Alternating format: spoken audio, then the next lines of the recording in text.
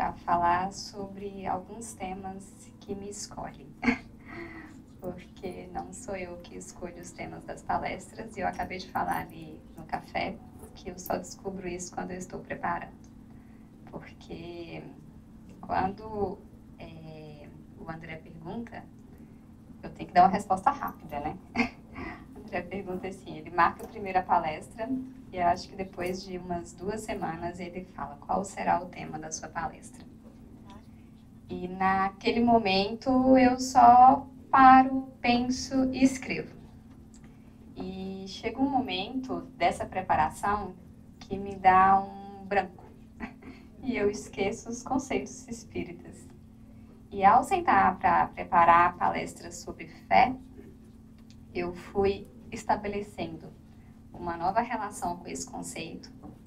E eu posso dizer que eu gostaria de transmitir para vocês uma nova relação com o conceito de fé, com o sentimento de fé, que vai permear toda a nossa existência, encarnados e desencarnados também.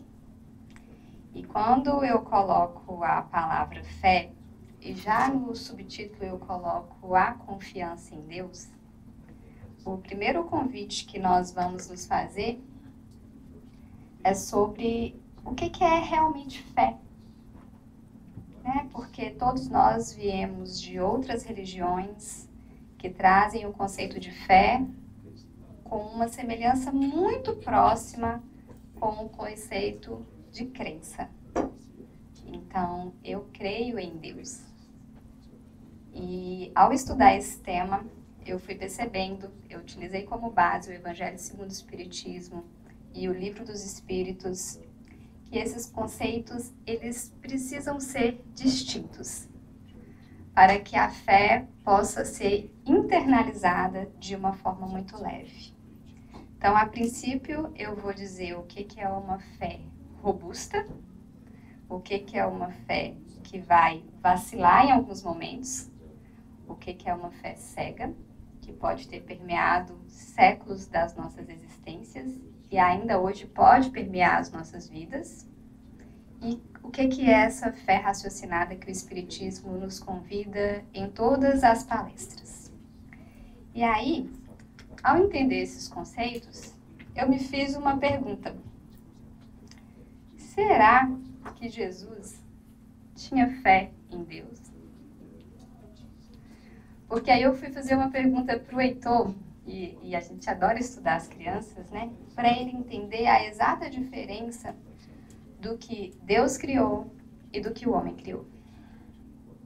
E todo mundo que vai tentar entender, e também nós já fizemos essa pergunta, tudo aquilo que o homem não criou, foi Deus que criou. E o Heitor me trouxe uma visão ainda muito materializada de Deus no conceito dele. E eu tive que desconstruir essa ideia de que existe um Deus que vê, um Deus que ele precisa se transformar para ele, uma criança de 5 anos, mas também para nós, que ele é uma energia que nos traz uma confiança. E aqui, já nessa passagem bíblica, eu pude entender que, assim como para nós, Jesus tinha e tem uma extrema confiança em Deus. E que muitas vezes nós fazemos o intermédio das nossas dores para Jesus, para que assim possa chegar em Deus. E muitas vezes a gente confunde esses lugares de Deus e Jesus. E o grande aprendizado aqui hoje é como pedir.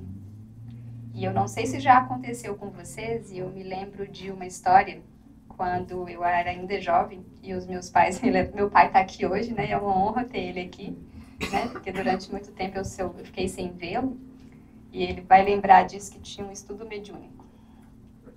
E eu comecei a participar desse estudo mediúnico na Casa Espírita por volta dos meus 15, 16 anos. Não sei porquê. Eu era muito jovem. E teve uma manifestação. E na hora do meu desespero de medo espírita, eu roguei para Allan Kardec, eu roguei para Jesus, para Chico Xavier, que já tinha desencarnado na época.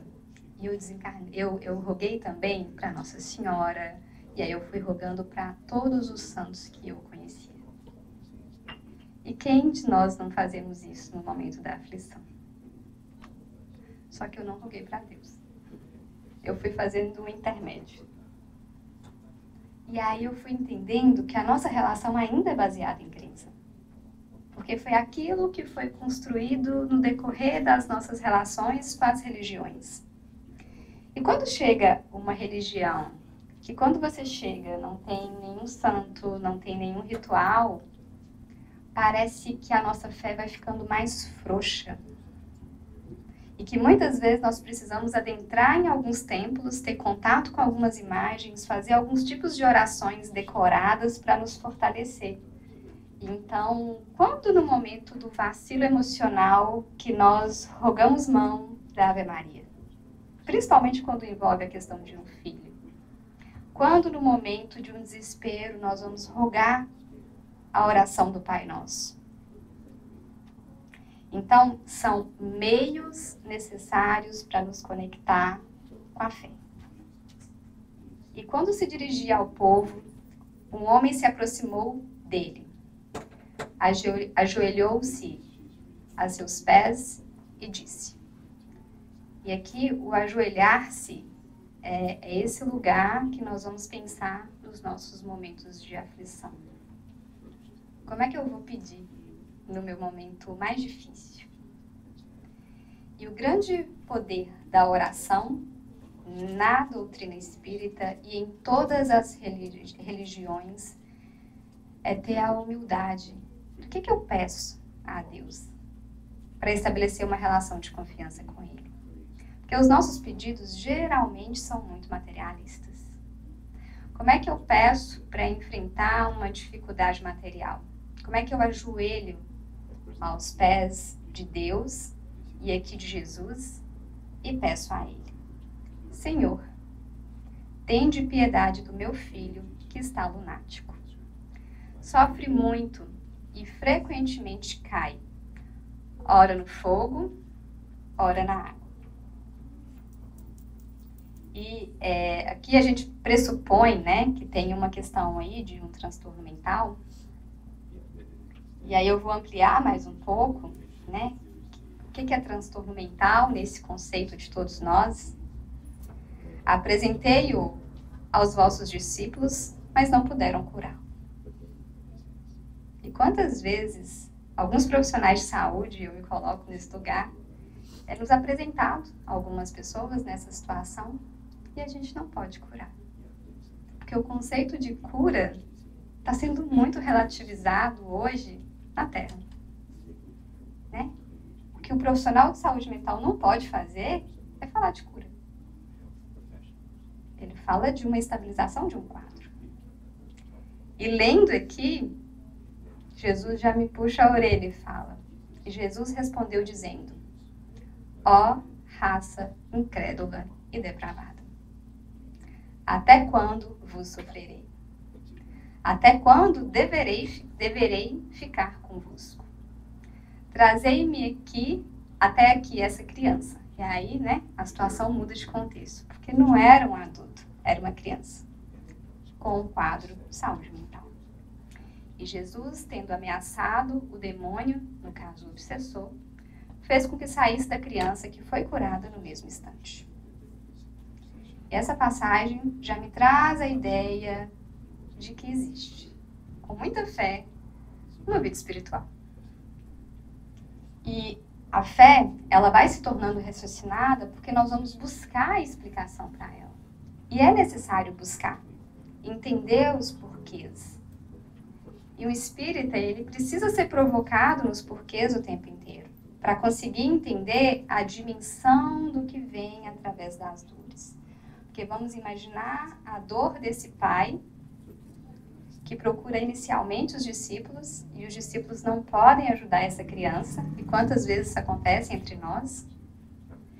E esse discípulo, no ato de desespero, ele vai procurar, né? E o pai, quando tem seu filho doente, ele procura todas as formas de ajuda para ver esse filho bem.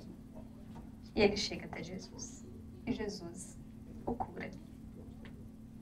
Então, os discípulos vieram encontrar Jesus em particular. Eles disseram: por que nós mesmos não podemos tirar esse demônio? E lembra que eu já falei em uma palestra anterior que nós somos os discípulos, muitos jovens de Jesus. Porque os discípulos, eles tinham de 20 a 30 anos. Muitos jovens no processo de aprendizado e de repassar a mensagem. Então, quando os discípulos não conseguem cumprir, é porque eles também estão no aprendizado. E Jesus, ele foi mestre nas escolhas dos discípulos, que somos nós. E Jesus lhe respondeu: é por causa de vossa pouca fé. Pois eu vos digo em verdade, que se tiverdes fé, como um grão de mostarda, direis a essa montanha: transporta-te daqui para lá. E ela se transportaria, e nada vos seria impossível. E a minha pergunta que eu fiz a mim e que eu faço a vocês é: será que nós temos fé? O que foi ensinado, né, nesse conceito de uma fé? E como é que eu vou estabelecer a relação? Aí eu vou pegar literalmente a palavra de confiar. A relação de confiar em Deus. O que é uma fé robusta? O que é uma relação estabelecida de confiança?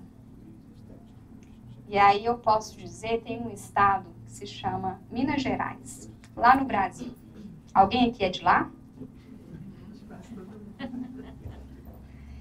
Tem-se um conceito popular que o mineiro, ele é muito desconfiado. E aí eu criei uma teoria que o mineiro vai ter mais dificuldade de ter fé. Porque a fé é confiança. E se eu sou um mineiro desconfiado, eu vou ter uma dificuldade de estabelecer fé. Então, essa fé robusta dá perseverança, dá energia e os recursos que fazem vencer os obstáculos, tanto nas pequenas quanto nas grandes coisas. Então, se eu estou com uma dificuldade no campo, em qualquer campo, qual é a relação de confiança que eu vou estabelecer com Deus para me ajudar nesse processo? E esse aprendizado é muito no sentido de que não vai ter a possibilidade de não ter dificuldade.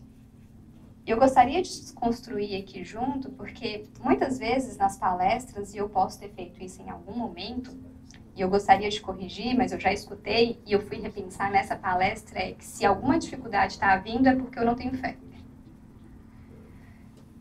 E é um conceito que eu preciso mudar. Por quê?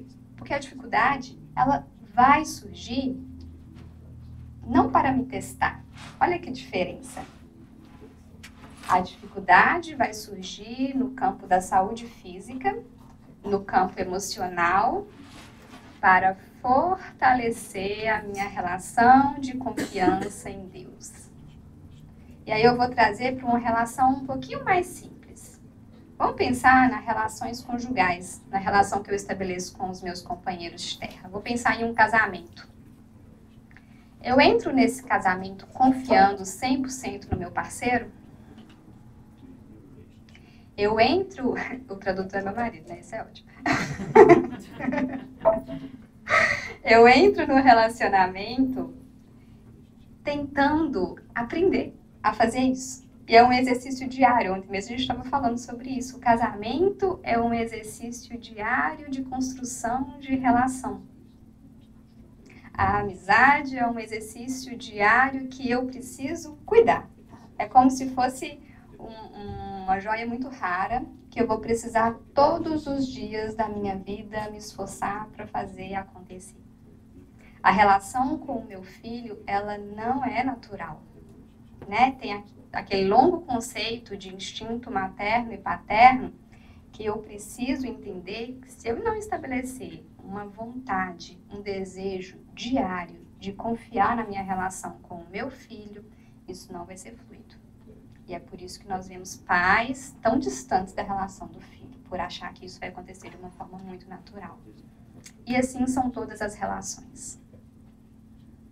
Então, aquilo que Deus me deu de material para testar a confiança, que são as relações mais próximas na minha vida, que é o meu filho, que é o meu companheiro, que é a minha companheira, se eu não consigo estabelecer uma relação de confiança com essas pessoas, como é que eu vou fazer isso com um ser que eu não consigo ver? Porque a gente tem um olhar muito material ainda. Por isso que quando a fé fica fraca, vacilante, né? Ela vai provocar incertezas. Será que eu sou merecedor? E aí eu começo a hesitar no meu exercício de fé, no meu exercício de confiar em Deus, e eu começo a achar que eu sou responsável por tudo aquilo que me acontece. E aí vai vir alguma palavrinha que todo mundo conhece, que é a culpa. Se eu estou passando por isso, é porque é culpa minha. Se não foi nessa vida, nós espíritas ainda ampliamos o negócio, né? Se não foi nessa vida, foi na outra. Se essa dificuldade está vindo, é porque algo me aconteceu. Eu não sou uma pessoa boa, algo aconteceu. Mas se eu olho que eu ainda estou, né? E vou ficar por longos anos do processo de estabelecer relações de confiança, esses desafios diários, eles vêm fortalecer as minhas relações. E elas são fundamentais. O Haroldo fala que o Chico, chegaram para Chico e perguntaram para ele assim, Chico, por que a vida é tão amarga? Né? Não sei se vocês já viram essa passagem. E aí o Chico responde assim, porque se fosse muito doce, a gente ia ter diabetes. E é isso. É esse o conceito. As amarguras da vida é tudo aquilo que vai estabelecendo uma relação. Então, vamos pensar no desenvolvimento de um filho, tá? Vamos pensar no desenvolvimento das dificuldades. Quem é pai e mãe aqui vai lembrar que todas as etapas do desenvolvimento, a gente sabe que vão acontecer dificuldades. Essa criança vai ter que aprender a falar, vai ter que aprender a controlar suas necessidades, vai precisar andar. E ali são os grandes desafios da vida. Para o que para a gente é simples, eu olho assim, ele vai aprender. Ele vai aprender a andar. Ele vai aprender a falar. É como se fosse Deus. Olhando para a gente e fala assim, vai ter dificuldade, mas vocês vão aprender. É com o tempo. E hoje se tem uma teoria, cada vez mais presente nas nossas vidas, de que a gente tem que estimular ao máximo. Olha que interessante, né? Tem uma teoria que quanto mais o seu filho for estimulado, mais ele se desenvolverá. Uma velocidade que muitas vezes nem é para acontecer. Então, quando nós fomos alfabetizados com 6, 7 anos, né? Grande parte de nós todos aos 7 anos, hoje nós queremos que as nossas crianças sejam alfabetizadas com 4. E se ela não for alfabetizada, né? Tem até uma competição entre pais, assim, o seu filho não está lendo com 4 anos? O seu filho não ainda aprendeu a fazer xixi sozinho com 5 anos? E aí eu fico pensando assim, se Deus é tão generoso com o nosso desenvolvimento, por que a gente cobra tanto? Uma produtividade que é material. Por que eu não permito que o meu filho, que a minha criança se desenvolva de uma forma que ele possa construir uma relação de confiança com ele mesmo? E aí nós chegamos no conceito principal dessa palestra. Entender-se como a fé, a confiança que se tem no cumprimento de uma coisa. Na certeza de atingir o objetivo. Então essa confiança, ela vai perpassar pela confiança que nós vamos ter em nós mesmos. Para enfrentar as dificuldades naturais que vão acontecer. Se eu olho para a vida de uma pessoa e eu vejo muito calma, às vezes as pessoas podem olhar assim, nossa, essa pessoa tem uma vida muito calma, não acontece muitas tribulações na vida dela. Pode ser que ela está precisando ser testada de alguma forma. Ou muitas vezes as pessoas não falam, né, das dificuldades. E hoje nas redes sociais é um grande exercício disso. Nós temos um monte de gente com vida perfeita, escondendo as atribulações da vida. E a gente se espelha nessa perfeição externa e cria um ideal que não cabe no percurso, no processo das nossas vidas. E aí começa a vir um processo de desconfiar da nossa própria capacidade. E hoje o que nós temos muito são pessoas que se sentem incompetentes em relação a outras pessoas, que não se sentem vencedoras como outras pessoas, que não se sentem ricas, materialmente falando, como outras pessoas. E eu sequer sei o que seria ideal nessa existência para mim. O que eu sei, como é que eu vou pedir para Deus o que realmente é importante para mim. Porque se o meu padrão ele é externo, eu não vou conseguir criar algo interno. E qual que é o meio que eu mais vou exercitar a nossa capacidade de ter confiança em Deus e ter fé? Que nós incorporamos de uma outra religião e estamos trazendo para a nossa muitas vezes. É a oração.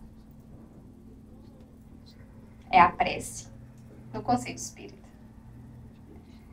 E eu me lembro, já falei isso aqui antes, que durante muito tempo eu achava que só agradecer a Deus, né? Agradecer a Deus, e eu me lembro que eu escutei numa palestra assim, olha, tem 32 milhões de espíritos desencarnados e 6, e se você está aqui, você tem um mérito aí. Só que eu me apeguei com muita crença nesse conceito e eu passei só a agradecer. Deus, eu agradeço pela oportunidade de estar aqui. Deus, eu agradeço pela oportunidade de estar aqui. E aí a vida veio e falou assim, vamos ensinar ela a pedir. E trouxe uma dificuldade. Recentemente eu passei por uma dificuldade e eu precisei ter muita fé e eu não sabia pedir. Porque eu queria pedir a cura. E, na verdade, eu tinha que aprender a pedir o que seria melhor, não para o meu corpo, mas sim para o meu espírito. E eu não sabia pedir. Porque eu não tinha confiança, não tinha fé. Que aquilo poderia ser da melhor forma possível. E nós vamos ter que desenvolver com o tempo essa relação de qual é o objetivo diante de uma dificuldade.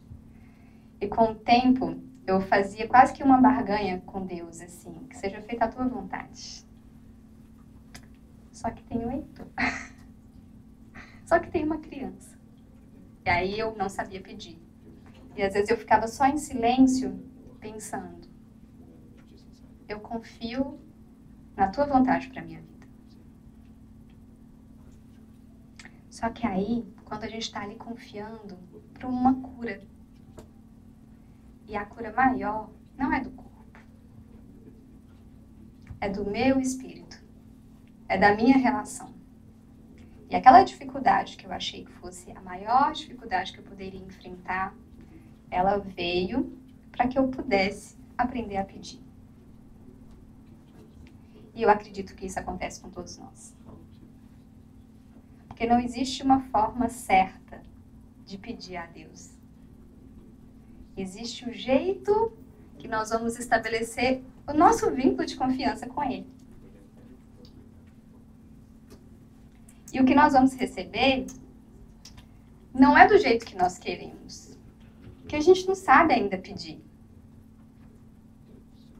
Quantas vezes os nossos filhos chegam pedindo alguma coisa eu vou trazer muito essa questão da maternidade, porque ela permeia a minha vida tem um recente tempo. Mas quantas vezes os nossos filhos não vêm pedir alguma coisa com muita certeza que a gente vai dar para eles e a gente fala, não vou poder. Não é a melhor forma. E eles vão ter que aprender a pedir de uma forma diferente para conseguir. Existe uma coisa que é muito comum a criança pedir a gente de 3 a 5 vezes a mesma coisa para testar a verdade do pai. E da mãe também, no caso, né, dos pais. Para saber se nós estamos sendo firmes nisso. Na nossa certeza do não ou na certeza também do sim. E Deus faz isso com a gente. Ele nos coloca no lugar, por isso que a gente precisa ter o exercício da oração diária. Né? Vamos aprender a pedir de formas diferentes. E o pedir é uma fé sincera e verdadeira. E aí existe algo que vai falar quase do magnetismo, que é: o universo conspira ao nosso favor. Alguém já ouviu falar sobre isso? Está dando errado? Eu estou fazendo errado. Agora, errado aos olhos de quem? Das minhas verdades materiais? Dos meus desejos? E aí o teste é: às vezes eu vou precisar insistir em algumas coisas para acontecer. Eu não posso desistir na primeira dificuldade que eu tenho. Mas a insistência vai me trazer um sentimento de calma. Ela é forte, mas ele acalma o coração. Ele dá a paciência que sabe esperar. E no mundo imediatista que temos hoje, de vídeos de 3 segundos, de 10 segundos, paciência é algo que a gente vai perdendo, né? E eu preciso estabelecer uma nova relação, além de confiança, mas de paciência com o que vai acontecer na minha existência. Porque não é no meu tempo material. E sendo imigrantes, acredito que todo mundo vai querer ficar aqui no país, a gente tem que agradecer muito a imigração por testar a nossa fé e a nossa confiança. Eu acredito que não tenha nenhum imigrante que foi testado por essa instituição que muitas vezes dá muito medo só de escutar falar o nome, assim, imigração, né? Se chegar um agente ali, eu acredito que a gente vai ficar... Será que teremos fé em Deus? E o medo permeia a vida de um imigrante. Quem já escutou essa frase? E permeia a vida de várias pessoas. Mas que tanto que essa instituição, que muitas vezes abre e fecha portas na minha vida, ele não é um instrumento de Deus para testar a minha paciência. Apoiando na inteligência, e aí eu vou tentar entender. Porque aí vem o conceito já aqui de fé raciocinada. E na compreensão das coisas que vamos ter a certeza de atingir o objetivo. E aqui a gente vai já entendendo que essa fé, e tem uma pesquisa do Alexandre Moreira, né, eu já falei sobre ele aqui, ele é um médico psiquiatra lá da Universidade Federal de Juiz de Fora. E eu sou, assim, encantada com o trabalho dele, porque eu nunca pesquisei a fundo, mas eu acho que ele é espírita. Eu já vi, assim, ele pega tudo do espiritismo e tenta provar, né? Depois vocês vão lá no YouTube, porque tem vários vídeos dele. Então ele vai provar as cartas de Chico Xavier, ele vai fazer todo esse processo de falar dos movimentos espirituais. Mas ele traz um conceito que é o conceito de espiritualidade que permeia a todos os indivíduos. Então ele não vai falar de religião especificamente. Ele vai falar de espiritualidade no campo das emoções. E ele vai falar de uma espiritualidade que ela é externa e ela pode ser interna também. E eles fizeram pesquisa sobre isso. As pessoas que acham a fé, como é que é? Externa, que é o movimento assim. Eu só vou ter fé se eu estiver vindo à casa espírita todos os domingos. Eu só vou ter fé se eu estiver com o meu terço. Eu só vou ter fé se eu beber água fluidificada. Eu só vou ter fé se eu receber o passe. Então, ainda é um movimento externo, né, ao outro. E aí eles começaram a se perguntar, e quando é que a fé é interna? E aquelas pessoas que não frequentam nenhum templo, que não estabelecem nenhum tipo de vínculo externo? Como é que é a religiosidade dessas pessoas? E por incrível que pareça, né, a pesquisa conduz sim que é importante esses meios para nos ligar. Porque nós precisamos fazer esse processo de contato para estabelecer. Contudo, a pesquisa também traz que se isso se tornar de uma forma muito, que a gente fala, robusta, né, de uma forma muito ostensiva, a fé, a religiosidade pode também se tornar um problema. Então, dependendo, é quase que encontrar, e não existe equilíbrio, né, na Terra, não existe assim, a gente tem uma utopia de chegar no equilíbrio das coisas, de viver uma vida sem dificuldades. Não é assim que vai acontecer. Nós vamos ter as montanhas russas da vida. Eu vou ter pontos de equilíbrio, mas eu vou ter que dar umas subidas, às vezes eu vou descer, e isso faz parte dessa montanha russa. O nosso, entre aspas, ideal é encontrar esse ponto de equilíbrio. Mas tem pessoas que veem a fé com uma presunção. Eu não posso confundir a fé com presunção. A verdadeira fé se alia à humildade, àquela que confia mais em Deus do que em si mesmo. Sabe que simples instrumento da vontade de Deus nada podem ser. E é por isso que os Espíritos vão nos amparar. A presunção é mais orgulho do que fé. O orgulho é sempre castigado, cedo ou tarde, pela decepção e pelos fracassos que lhe são impostos. Então, tem uma situação que eu posso olhar de dois lados, né? O Haroldo que falei isso em uma palestra dele. De um lado do lago, tinha jovens de 15 anos querendo entrar no lago e pedindo a Deus para a chuva não cair. E com os joelhos no chão, Deus, que a chuva não caia para que nós possamos entrar aqui. E do outro lado do lago tinha um carpinteiro pedindo a Deus para chover, para poder regar a plantação dele. Então, são duas pessoas pedindo a Deus. E todos os dias Deus deve receber pedidos dessa forma. Eu tenho fé que eu vou conquistar minha Ferrari. Quem nunca? Tenho fé que eu vou conquistar a minha casa nos Estados Unidos. E eu vou pedindo do ponto de vista material. E qual que é o exercício? Eu vou pensar assim, eu quero material, mas qual que é o meio que eu vou pedir? Então, eu tenho que tomar muito cuidado com o que eu peço, porque eu serei atendido. E aí, lembra aquela partezinha que eu falei assim, eu parei de pedir, eu fiquei com medo de pedir, porque vai que eu peço errado, eu vou ser atendida? Então, se não está sabendo pedir, comece a escrever. Eu quero uma casa a serviço de qual o melhor sentimento? Eu quero um carro a serviço de qual o melhor sentimento? Eu quero a cura a serviço de qual o melhor sentimento? Eu quero estabelecer uma melhor relação de confiança com o meu filho, com o meu marido, com os meus amigos, a serviço de qual o melhor sentimento? Porque aqui eu vou entender se é o meu desejo de receber algo, porque toda relação é uma via de mão dupla, né? Eu vou dar e vou receber algo. Essa faz parte das nossas relações.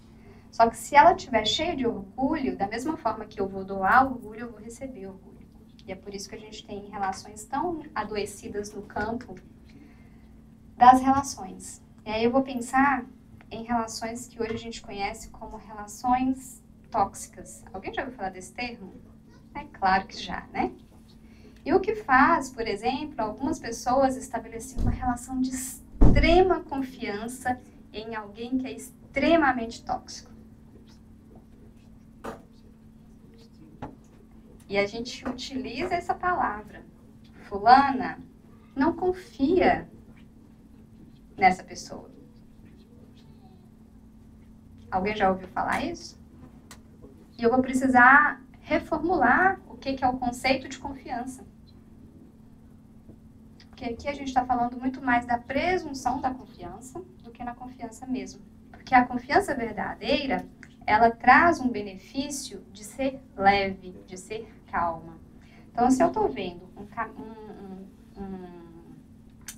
parceiro meu, um irmão meu de caminhada na Terra, estabelecendo uma relação tóxica de confiança, a primeira coisa que eu preciso explicar para ele, ou tentar fazer ele entender, é a relação de confiança com ele mesmo. A palavrinha, porque ali eu vou ampliando para ele o conceito do que é confiar no outro. E aí eu trago um outro aspas, né? Tem pessoas que confiam muito mais nos outros do que em Deus. E aí eu vou trazer uma outra dúvida. Quantas vezes nós colocamos as nossas vidas na mão de outras pessoas? Como? Aqui é um exercício de confiança. Vocês estarem me escutando é um exercício de confiança. Quando eu entro no avião e coloco a minha vida na mão do piloto, é um exercício de confiança. Quando eu entro na casa de alguém para limpar ou fazer qualquer outro serviço, eu tenho uma confiança naquela pessoa. E ali eu vou entendendo que as relações de confiança, elas são construídas. E aí, na hora que chega no momento de confiar em Deus, eu acho que não vai dar certo. Deus não está me amparando. Ele não está cuidando de mim. Ele não está olhando para aquela dificuldade que eu tenho. E nós duvidamos o tempo inteiro do amparo dele. E aqui nós vamos ter esse conceito, que aí nós vamos entender um pouquinho como é que nós vamos internalizar dentro do Espiritismo a fé cega, que já falaram possivelmente em várias palestras, que é igual eu falei. A fé, se ela não examina, quando ela aceita tudo sem verificação, assim o verdadeiro como o falso, e a cada passo se choca com a evidência e a razão. Então essa é a fé cega. E eu fiquei pensando se eu não tenho uma fé cega. E eu convido a vocês a pensarem também se vocês não têm uma fé cega. Como, Rayane? Vocês acreditam em tudo que eu falei? Como é que vocês vão saber se é verdade ou é mentira? Alguém aqui, depois de alguma palestra minha, agora essa parte dói porque raramente a gente faz, né? Ou de qualquer outro palestrante, vai lá e pega um livro e confere. Porque se eu virar e falar aqui, porque conforme o pesquisador Joaquim Santana, ele pesquisou sobre os transtornos mentais, e aí todo mundo vai acreditar que é Joaquim Santana. Mentira, não existe Joaquim Santana. Então nós não somos agentes ainda de fé raciocinada. Porque nós não nos dispomos a lá entender depois de cada situação que nós escutamos.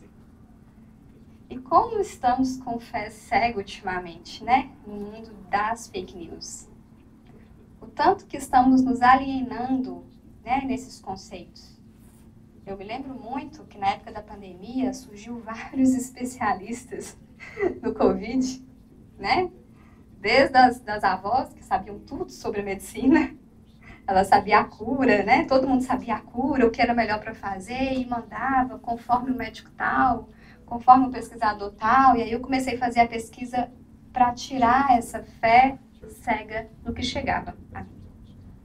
E quantos de nós fazemos isso? Nos damos ao trabalho de pegar uma reportagem, olhar a fonte e buscar a fonte na internet para saber se ela é verdade.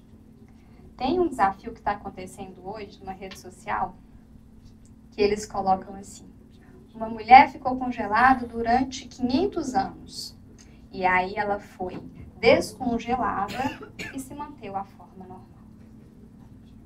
E todos os netos falaram: por favor, para de colocar essas matérias porque minha avó vai compartilhar e vai acreditar nisso. E tinha vários netinhos colocando lá. Né? Porque é isso que está acontecendo hoje. Então, quando a gente fala dessa fé cega, não é nas grandes coisas. É no campo da fé cega política, da fé cega religiosa, dos fanatismos materiais que nós temos. Fanatismo, né? Existem os tópicos ali que a gente não pode falar, que é religião, política e futebol, né?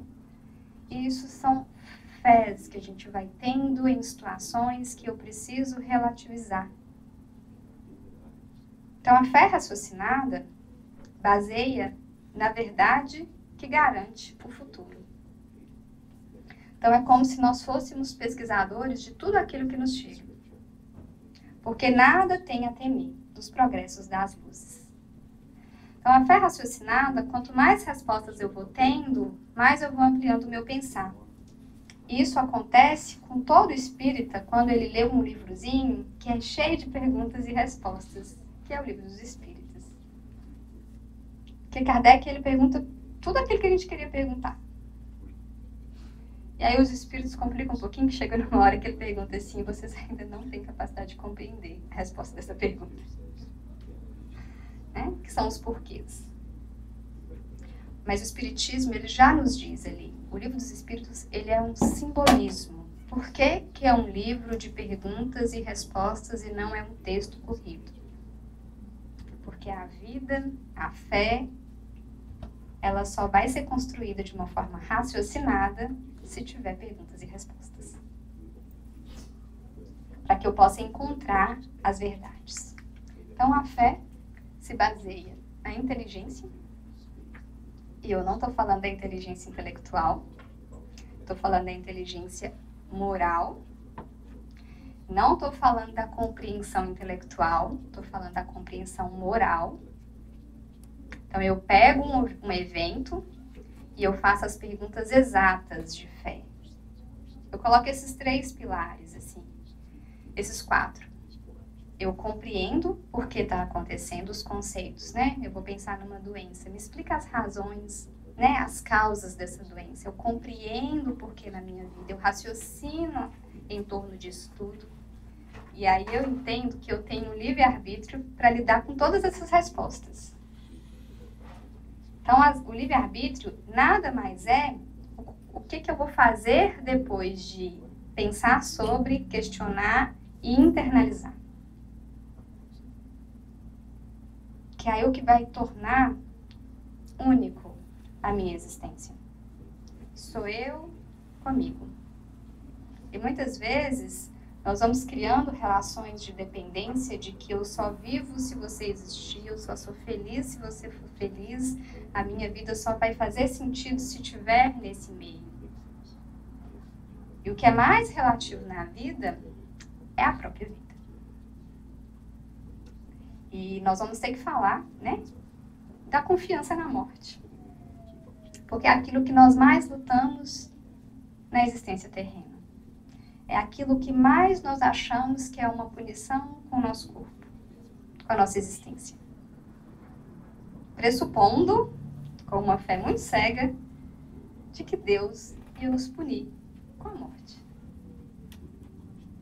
Tadinho, morreu tão jovem. Tadinha daquela mãe, o filho morreu. E eu preciso só entender que essa relação de confiança com a fé, eu olho para tudo que Deus vai apresentando na minha vida, eu vou construindo bases sólidas de confiança com Ele.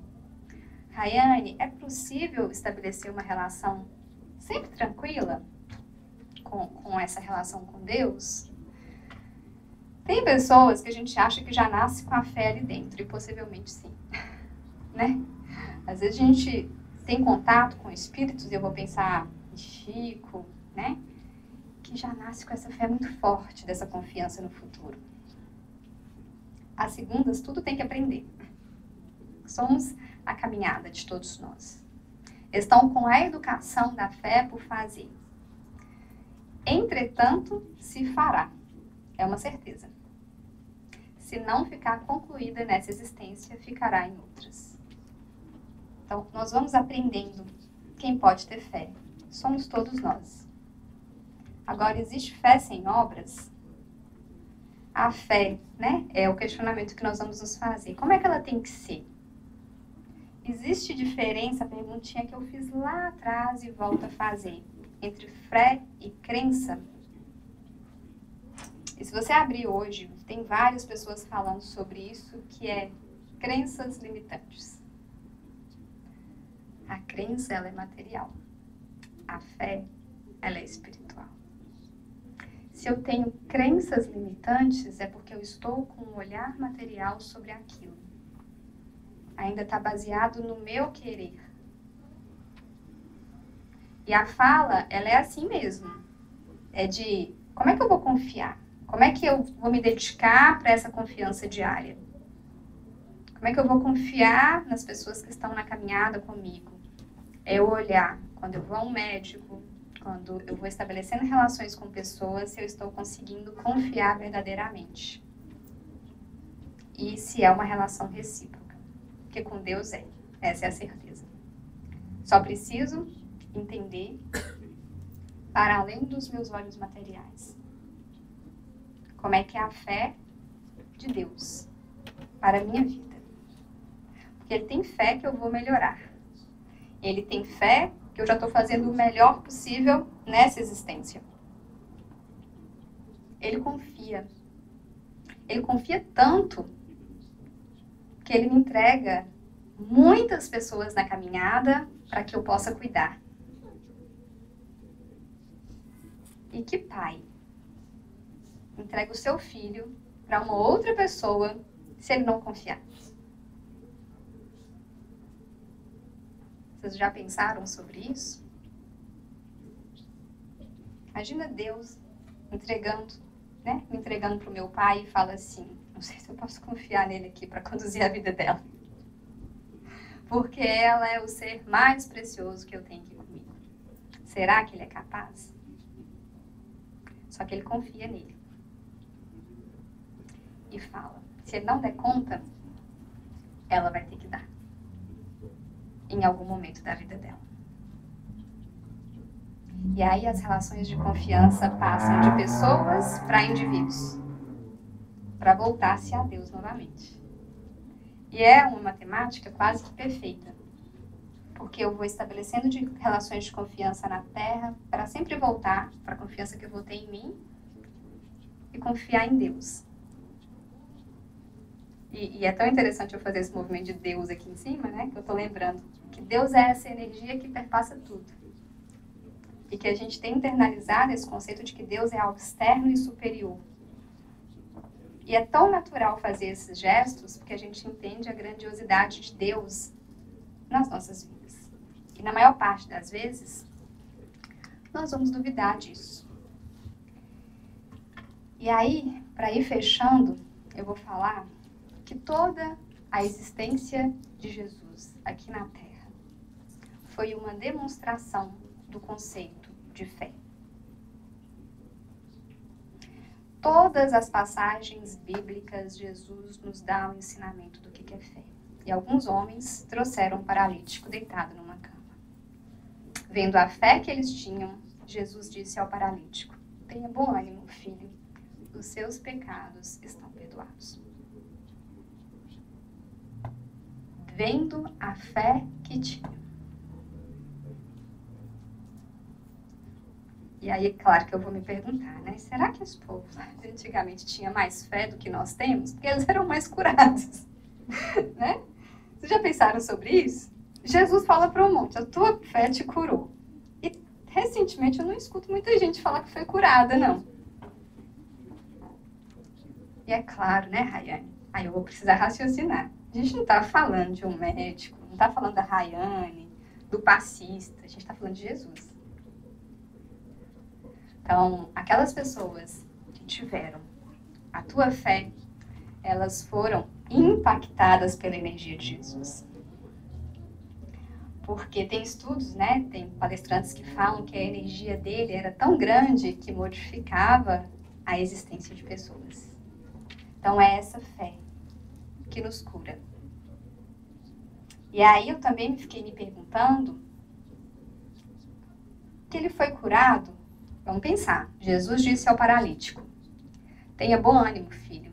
Os seus pecados estão perdoados. A gente acha que ele foi curado da paralisia. E aqui não está escrito. Em outras passagens pode ser que sim. Mas andar não é andar com as pernas. É andar com a mente. É andar com o coração. Porque os meus pecados foram perdoados e ali eu vou conseguir andar.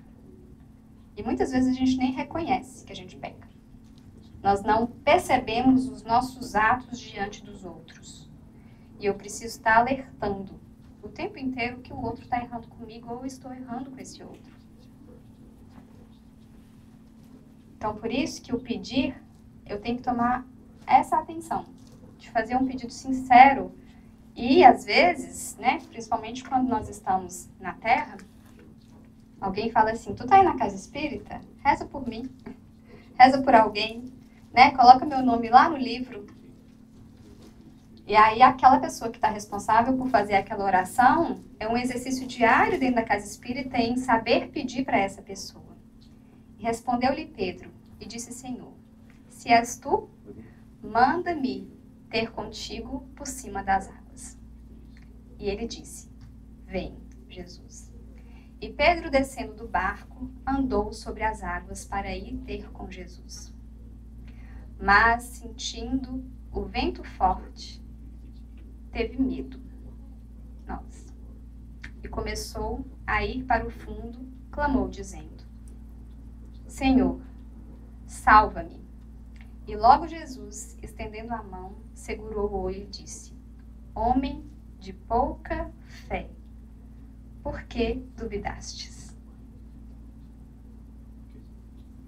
Então Jesus fala, vem, e eu vou, mas eu tenho medo, e eu caio, e Jesus me chama a atenção, e eu reergo de novo. Isso vai acontecer em vários momentos. E agradecemos muito a Pedro, a todos os discípulos, por nos ensinar que mesmo com Jesus eles caíam, e Jesus reerguia. E nós somos assim, um nas vidas dos outros. Nós vamos ter pessoas que nos puxam para cima. Lá na questão 922, a felicidade terrestre é relativa à posição de cada um? Nós vamos encontrar essa felicidade? O que basta para a felicidade de um constitui a desgraça de outro? Haverá, contudo, alguma soma de felicidade comum a todos os homens? Essa é a pergunta de Kardec aos espíritos, com relação à vida material e à posse do necessário. Com relação à vida moral, aí vem a grande questão. A consciência tranquila e a fé no futuro. A gente vai falar dessa paz que vai permear os nossos corações. Se meu coração está muito atropelado, se ele está muito agitado, se a minha mente está muito acelerada, não tem tranquilidade. Então eu preciso rever. Entra para dentro do teu quarto, no teu melhor momento, e se conecte com você e humildemente, diariamente, estabeleça uma relação de confiança com Deus. E o maior aprendizado é que essa relação de confiança é como a relação de um casamento. Se eu não cuidar diariamente, é como a relação de um filho. Se eu não assistir diariamente, ela não vai se estabelecer. Então, todos os dias tem que ser pauta da minha vida, estabelecer relações de confiança, para que eu possa receber, conforme a vontade de Deus, o que há de melhor para a minha existência. E eu agradeço a todos vocês pela confiança. Espero que não seja uma fé cega. Espero que vocês continuem a estudar todos os nomes que eu falei aqui. E vamos sair desse movimento de passividade diante de tudo que nos chega para nos tornar pessoas que confiam de uma forma ativa. Que assim seja.